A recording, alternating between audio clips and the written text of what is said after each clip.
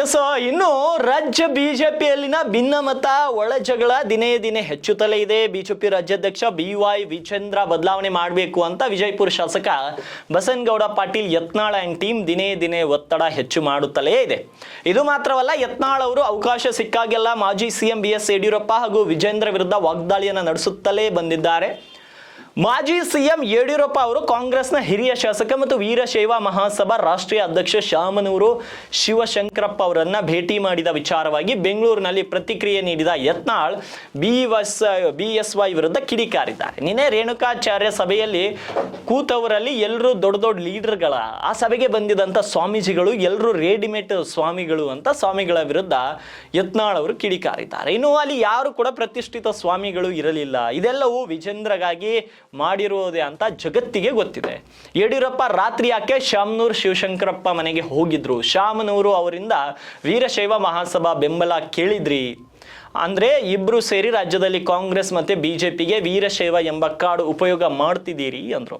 ಏನು ನಿಮ್ಮನ್ನಂತೂ ವೀರಶೈವರು ಯಾವತ್ತೂ ಕೂಡ ಮೆಚ್ಚಲು ಸಾಧ್ಯವಿಲ್ಲ. ವೀರಶೈವರಿಗೆ ಸಿಗುವಂತಹ ಮೀಸಲಾತಿಯನ್ನ ಯಾರಾದ್ರೂ ತಪ್ಪಿಸಿದ್ರೆ ಅದು ಯಡಿಯೂರಪ್ಪ ಮತ್ತೆ ವಿಜೇಂದ್ರ ಮಾತ್ರ. ಸಭೆಗೆ ವಿರೋಧ ಮಾಡಿದ್ರೆ ಭಸ್ಮ ಆಗ್ತೀರಾ ಅಂತ ರೇಣುಕಾಚಾರ್ಯ ಮಾತಿಗೆ ನೋಡಿ ನಾನು ಹೇಗೆ ಇಲ್ಲಿ ನಿಂತಿದ್ದೇನೆ, ರೇಣುಕಾಚಾರ್ಯ ವಿರುದ್ಧ ಕೂಡ ಅಲ್ಲಿ ಯತ್ನಾಳ್ ವಾಗ್ದಾಳಿಯನ್ನು ಮಾಡ್ತಾರೆ. ಈಗ ಯಡಿಯೂರಪ್ಪ ಲಿಂಗಾಯತರಲ್ಲೆಂಬ ಟೀಕೆಗೆ ಪ್ರತಿಕ್ರಿಯೆ ನೀಡಿದಂಥ BY ವಿಜೇಂದ್ರ ಕರ್ನಾಟಕ ರಾಜ್ಯದಲ್ಲಿ ಯಾರ್ಯಾರು ಜಾತಿ ಹೆಸರಲ್ಲಿ ರಾಜಕಾರಣ ಮಾಡೋಕೆ ಹೊರಟಿದ್ದಾರೆ, ಯಾರು ಮಾಡ್ತಿದ್ದಾರೆ ಅವರೆಲ್ಲ ಶಾಸಕರು ಮಾಜಿ ಶಾಸಕರಾಗಿಯೇ ಉಳಿದುಕೊಂಡಿದ್ದಾರೆ. ನಾಡಲ್ಲಿ ಎಲ್ಲ ಸಮುದಾಯವನ್ನು ವಿಶ್ವಾಸಕ್ಕೆ ತೆಗೆದುಕೊಳ್ಳುವಂಥ ಕೆಲಸ ಯಡಿಯೂರಪ್ಪನವ್ರು ಮಾಡಿದ್ದಾರೆ. ಎಲ್ಲ ಜಾತಿ ಸಮುದಾಯದ ಧ್ವನಿಯಾಗಿ ಹೋರಾಟ ಮಾಡಿದ್ದಾರೆ. ಯಡಿಯೂರಪ್ಪ ಅವರ ಹೆಸರು ಟೀಕೆ ಮಾಡಿದರೆ ರಾಜಕೀಯದಲ್ಲಿ ಬೆಳೆಯೋ ಭ್ರಮೆಯಲ್ಲಿದ್ದಾರೆ ಅಂತ ವಿಜೇಂದ್ರ ಕೂಡ ಆಕ್ರೋಶವನ್ನು ವ್ಯಕ್ತಪಡಿಸಿದ್ರು.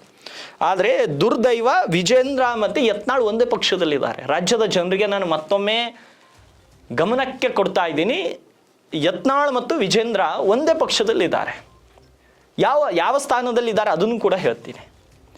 ಕಳೆದ ಚುನಾವಣೆಯಲ್ಲಿ ಭರ್ಜರಿ ಮೆಜಾರಿಟಿ ಬಂದಿತ್ತು ಯಾವರಿಗೆ, ಬಿಜೆಪಿಗೆ ಮೆಜಾರಿಟಿನೂ ಬಂತು, ಒಳ್ಳೆ ಸರ್ಕಾರ ಕೂಡ ಕೊಟ್ಟರು.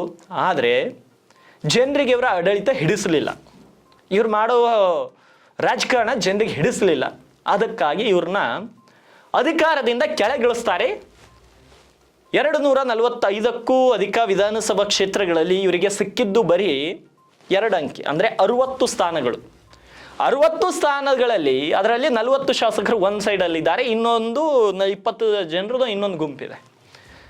ಅಂದರೆ 60ರಲ್ಲಿಯೇ 40 ಒಂದು ಕಡೆ, ಇನ್ನೊಂದು ಅಂದರೆ BJP 1 BJP 2 ಅಂತ ಹೇಳ್ತೀನಿ ನಾನು. ಅದು ಯತ್ನಾಳ್ ಬಣ ಯಡಿಯೂರಪ್ಪ ಬಣ ಅಂತ ನಾನೇನು ಹೇಳಲ್ಲ.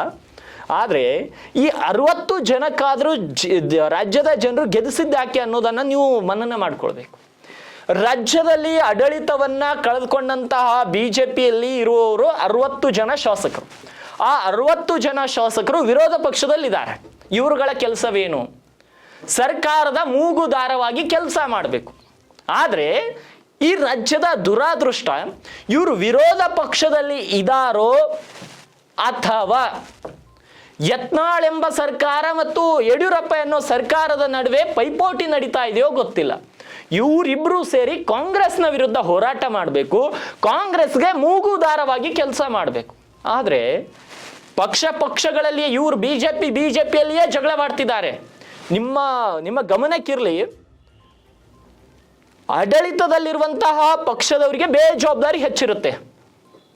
ಬೇಜವಾಬ್ದಾರಿತನ ಮಾಡೋಣ, ನಾಳೆ ಆಗುತ್ತೆ, ನಾಡಿದ್ದಾಗುತ್ತೆ, ಈ ರೀತಿ ಮಾಡ್ತಾರೆ ಆಡಳಿತದಲ್ಲಿರುವವರು. ಆದರೆ ವಿರೋಧ ಪಕ್ಷದಲ್ಲಿದ್ದವರು ಮಾಡಲೇಬೇಕು, ಜನರ ಹಿತಕ್ಕಾಗಿ ಮಾಡಿಸಲೇಬೇಕು. ಆದರೆ ಇವತ್ತು ರಾಜ್ಯದಲ್ಲಿನ ವಿರೋಧ ಪಕ್ಷ ಸಂಪೂರ್ಣವಾಗಿ ಸತ್ತೋಗಿದೆ.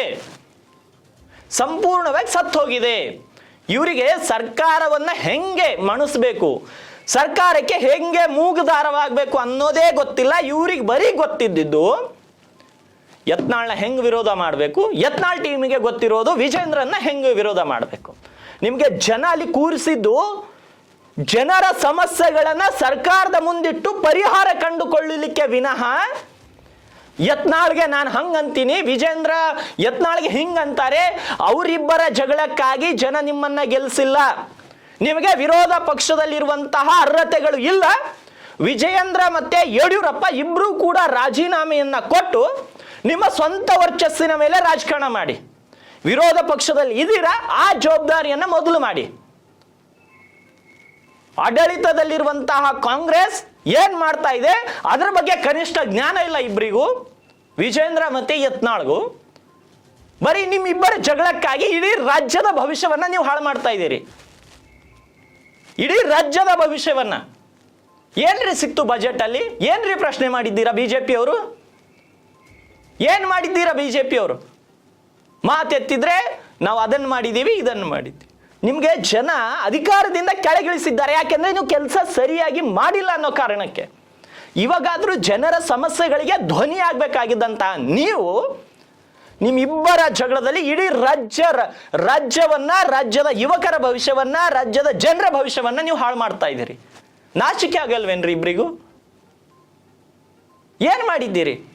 ಯತ್ನಾಳ್ ಅವರೇ, ನೀವು ಇಷ್ಟು ಮಾತನಾಡ್ತೀವಿ, ಉತ್ತರ ಕರ್ನಾಟಕಕ್ಕೆ ಏನು ಕೊಡಿಸಿದ್ದೀರಿ ಅದನ್ನು ಹೇಳಿ. ಏನಾದರೂ ಕೇಳಿದರೆ ನನ್ನ ಸರ್ಕಾರ ಇಲ್ಲ. ಅಲ್ಲ, ಸರ್ಕಾರ ಇದ್ದಾಗ ಏನು ಕೊಡಿಸಿದ್ದೀರಿ, ಸರ್ಕಾರ ಹೋದ ಮೇಲೆ ಏನು ಕೊಡಿಸಿದ್ದೀರಿ ಅದನ್ನು ಹೇಳಿ. ಉತ್ತರ ಕರ್ನಾಟಕದ ಜನರಿಗೆ ನೀವು ಕೊಡಿಸಿದಂಥ ಕೊಡುಗೆಗಳು ಏನು? ಪಟ್ಟಿ ಕೊಡಿ ಯತ್ನಾಳ್ ಅವರೇ. ಮಾತೆತ್ತಿದ್ರೆ ಲಿಂಗಾಯತ ಸಮುದಾಯದ ದೊಡ್ಡ ನಾಯಕ ಅಂತ ವಿಜೇಂದ್ರ ಅವ್ರಿಗೆ. ಏನ್ರಿ ವಿಜೇಂದ್ರ ಅವರೇ, ಏನು ಕೊಟ್ಟಿದ್ದೀರಾ ಲಿಂಗಾಯತರಿಗೆ? ಏನು ಕೊಡುಗೆ ಇದೆ ಲಿಂಗಾಯತ ಸಮುದಾಯಕ್ಕೆ ನೀವು ಕೊಟ್ಟಂತ ಕೊಡುಗೆ ಏನು ಹೇಳಿ? ನೀವು ಕೊಟ್ಟಂತ ಕೊಡುಗೆ ಒಂದೇ, ನಿಮ್ಮ ತಂದೆ ಹೆಸರನ್ನ ಬಳಸ್ಕೊಂಡಿದ್ದು. ನಿಮ್ಮ ತಂದೆ ಲಿಂಗಾಯತ್ ನಾಯಕರಲ್ಲ, ಜಾತ್ಯತೀತ ನಾಯಕರು, ನಾನು ಒಪ್ಕೊಂತೀನಿ. ಆದರೆ ಲಿಂಗಾಯತ್ ಸಮುದಾಯವನ್ನ, ಲಿಂಗಾಯತ್ ಕಾರ್ಡನ್ನು ಇಟ್ಕೊಂಡು ರಾಜಕಾರಣಕ್ಕೆ ಬರ್ತಾ ಇದ್ರಲ್ಲ ಎಲ್ಲರೂ. ಲಿಂಗಾಯತ್ರಿಗೆ ಏನ್ರಿ ಕೊಟ್ಟಿದ್ದೀರಾ ನೀವು? ಎಲ್ಲ ಲಿಂಗಾಯತ್ ರಾಜಕಾರಣಿಗಳಿಗೆ ಕೇಳ್ತಾ ಇದ್ದೀನಿ, ರಾಜ್ಯದಲ್ಲಿನ ಎಲ್ಲ ಲಿಂಗಾಯತ್ ರಾಜಕಾರಣಿಗಳಿಗೆ ಕೇಳ್ತಾ ಇದ್ದೀನಿ, ಏನ್ರಿ ಕೊಟ್ಟಿದ್ದೀರಾ ಲಿಂಗಾಯತ್ ಸಮುದಾಯಕ್ಕೆ ನೀವು? ಲಿಂಗಾಯತರನ್ನ ಬಳಸ್ಕೊಂಡಿದ್ದೀರಿ, ಲಿಂಗಾಯತರನ್ನ ವೋಟ್ ಬ್ಯಾಂಕ್ ಆಗಿ ಮಾಡ್ಕೊಂಡಿದ್ದೀರಿ, ಲಿಂಗಾಯತರನ್ನ ಬಳಸ್ಕೊಂಡು ನೀವು ದೊಡ್ಡ ದೊಡ್ಡ ಸ್ಥಾನಕ್ಕೆ ಹೋಗಿದ್ದೀರಿ ಹೊರತು ಲಿಂಗಾಯತರಿಗೆ ನೀವು ತಿರುಗಿ ಕೊಟ್ಟಿದ್ದು ಏನೂ ಇಲ್ಲ. ಯಾವ ಕುಟುಂಬನೂ ಕೊಟ್ಟಿಲ್ಲ. ಲಿಂಗಾಯತರಿಗೆ ಆ ಶಕ್ತಿ ಇದೆ, ಅವರು ಬೆಳೀತಾರೆ. ನೀವು ಲಿಂಗಾಯತನ ಬೆಳೆಸ್ತೀವಿ, ಲಿಂಗಾಯತ ನಾಯಕ ನಾನು, ಲಿಂಗಾಯತ ನಾಯಕ ನೀವೂ ಅಲ್ಲ ಇವರೂ ಅಲ್ಲ. ಯಾಕಂದ್ರೆ ಆ ಶರಣ ತತ್ವಗಳೇ ನಿಮ್ಮಲ್ಲಿಲ್ಲ. ಯಡಿಯೂರಪ್ಪ ಹತ್ರನೂ ಶರಣ ತತ್ವಗಳಿಲ್ಲ, ಯತ್ನಾಳ್ ಹತ್ರನೂ ಶರಣ ತತ್ವಗಳಿಲ್ಲ, ವಿಜೇಂದ್ರ ಹತ್ರನೂ ಶರಣ ತತ್ವಗಳು ಇಲ್ಲ. ಬಸವ ತತ್ವಗಳು ಯಾರ ಹತ್ರ ಇಲ್ವೋ ಅವ್ರು ಲಿಂಗಾಯತರೇ ಅಲ್ಲ. ಸುಮ್ಮನೆ ಕಾಸ್ಟ್ ಸರ್ಟಿಫಿಕೇಟಿಗೆ ಮಾತ್ರ ಲಿಂಗಾಯತ ಆದರೆ ಸಾಲದು. ಬಸವಣ್ಣವರು ಕೇವಲ ಲಿಂಗಾಯತರಂತ ಬಸವಣ್ಣನವ್ರನ್ನ ಫೋಟೋದಲ್ಲಿ ಪೂಜೆ ಮಾಡ್ತೀವಿ ಅಂದ್ರೆ ಮಾತ್ರಕ್ಕೆ ಲಿಂಗಾಯತರಾಗಲ್ಲ. ಯಾರು ನಿಜವಾದ ಲಿಂಗಾಯತರಂದ್ರೆ ಸಮಾನತೆಯನ್ನ ಸಮಾಜದಲ್ಲಿ ಬಿತ್ತರಿಸುವವನು ನಿಜವಾದ ಲಿಂಗಾಯತ. ಸಮಾಜದಲ್ಲಿ ಏಕತೆಯನ್ನು ಮೂಡಿಸುವವನು ಲಿಂಗಾಯತ. ಸಮಾಜದಲ್ಲಿ ದುರ್ಬಲ ವರ್ಗದವರನ್ನ ಮೇಲೆಬ್ಬಿಸುವವನು ಲಿಂಗಾಯತ. ಸಮಾಜದಲ್ಲಿ ಎಲ್ಲರನ್ನ ಸಮನಾಗಿ ಕಾಣುವವನು ಲಿಂಗಾಯತ. ಆದರೆ ನೀವ್ಯಾರೂ ಲಿಂಗಾಯತರಲ್ಲ. ಕಾಸ್ಟ್ ಸರ್ಟಿಫಿಕೇಟಿಗೆ ನೀವು ಲಿಂಗಾಯತರು ಇರ್ಬೋದು, ನಾನು ಲಿಂಗಾಯತ ಇದ್ದೀನಿ. ಆದರೆ ನಿಮ್ಮ ಥರ ಲಿಂಗಾಯತ್ ಕಾರ್ಡನ್ನು ಬೆಳೆಸ್ಕೊಂಡು ನಾವು ಎಂದೂ ಕೂಡ ನಮ್ಮ ಕೆಲಸಗಳನ್ನ ಮಾಡಿಸ್ಕೊಂಡಿಲ್ಲ. ಯಾಕ್ರಿ ಬೇಕೆ ನಮಗೂ? ಯಾಕೆ ಬೇಕು ನಮಗೆ ಹೇಳಿ? ಬಸವಣ್ಣನವ್ರು ಹೇಳಿದ್ದು, ನಿನ್ನ ಕಾಯಕವೇ ಕೈಲಾಸ. ನಿನ್ನ ಕಾಯಕವನ್ನು ನೀನು ನಿಷ್ಠೆಯಿಂದ ಮಾಡಿದರೆ ಅದರಲ್ಲೇ ನಾವು ಪರಮಾತ್ಮವನ್ನು ಕಾಣಬಹುದು, ಅದರಲ್ಲಿಯೇ ನಾವು ಸಂತೃಪ್ತಿಯನ್ನು ಕಾಣಬಹುದು. ಅದು ನಿಜವಾದ ಲಿಂಗಾಯತ ಧರ್ಮ.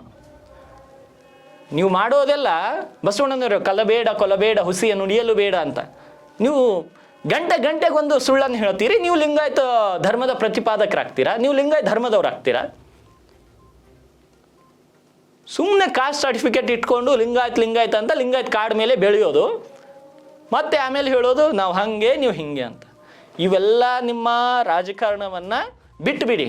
ಇಲ್ಲ, ಯತ್ನಾಳ್ ಮತ್ತು ವಿಜೇಂದ್ರ ಇಬ್ಬರು ಕೂಡ ರಾಜೀನಾಮೆಯನ್ನು ನೀಡಿ ಬೇರೆ ಯಾರಿಗಾದರೂ ವಿರೋಧ ಪಕ್ಷದಲ್ಲಿ ಮತ್ತು ಬಿಜೆಪಿ ಅಧ್ಯಕ್ಷ ಸ್ಥಾನದಲ್ಲಿ ಕೂರಿಸಿ ಕಾಂಗ್ರೆಸ್ ಪಕ್ಷವನ್ನ, ಕಾಂಗ್ರೆಸ್ ಸರ್ಕಾರವನ್ನ ಸರಿದಾರಿಯಲ್ಲಿ ನಡೆಸಿ. ಇವತ್ತು SC/ST ಗಳ ಅನುದಾನ ಎಷ್ಟೊಂದು ದುರ್ಬಳಕೆ ಆಗ್ತಾ ಇದೆ. ಅವ್ರ ಅಭಿವೃದ್ಧಿ ಆಗಬಾರ್ದ? ಈ ಗ್ಯಾರಂಟಿಗಳಿಗೆಲ್ಲ ಅವರು ದುಡ್ಡನ್ನ ಬಳಸ್ಕೊತಾ ಇದ್ದಾರೆ. ಏನ್ರಿ ಮಾಡಿದ್ದೀರಾ ಬಿಜೆಪಿ ಅವರು? ಏನ್ರಿ ಹೋರಾಟ ಮಾಡಿದ್ದೀರಾ? ಸುಮ್ಮನೆ ಒಂದು ಬ್ಯಾನರ್ ಇಟ್ಕೊಂಡು ಜಿಲ್ಲೆಯಲ್ಲಿ ಹೋರಾಟ ಮಾಡಿದರೆ ಅನುದಾನವನ್ನು ವಾಪಸ್ ಕೊಡ್ತಾರ ಸಿದ್ದರಾಮಯ್ಯನವರು? ಅದು ಹೋರಾಟ ಮಾಡುವ ರೀತಿನಾ? ಎಸ್, ಇನ್ನು ನಾಳೆಯ ಪ್ರೈಮ್ ಟೈಮ್ನಲ್ಲಿ ಮತ್ತಷ್ಟು ಸುದ್ದಿಗಳನ್ನು ನಿಮ್ಮ ಮುಂದಿಡುವಂತಹ ಪ್ರಯತ್ನವನ್ನು ಮಾಡ್ತೇನೆ. ನಾಳೆಯ ಸಂಚಿಕೆಯಲ್ಲಿ ರಾಜ್ಯ ರಾಜಕಾರಣ ಮತ್ತು ದೇಶದ ರಾಜಕಾರಣದ ಇನ್ನಷ್ಟು ಪ್ರಮುಖ ಅಪ್ಡೇಟ್ಸ್ಗಳೊಂದಿಗೆ ನಿಮ್ಮ ಮುಂದೆ ಬರ್ತೇನೆ.